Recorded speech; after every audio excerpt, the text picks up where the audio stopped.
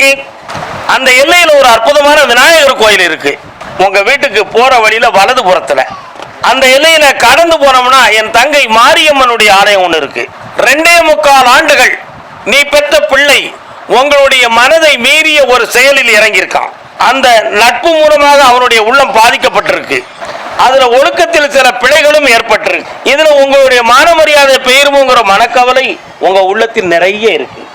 அவனை சீர்திருத்தி அவனுக்கு வாழ்க்கையும் அமைச்சு கொடுக்கணும், தொழிலையும் திருத்தி கொடுக்கணும், அவன் மனதை உங்கள் பாதையில நேர கொண்டு வந்து சேர்க்கணும். இது உங்களுடைய முதல் கவலை.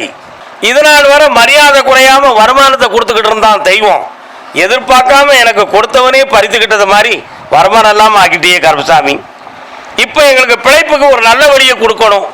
அதை பழைய இடத்துக்கு போகவா புதுமையா வழி கொடுக்குமா என்ற கேள்வி உன் உள்ளத்துல. இந்த மகனே வெற்றி உண்டு. தொழிலுக்கு கவர்மெண்ட் ஆர்டரும் கிடைக்கும்.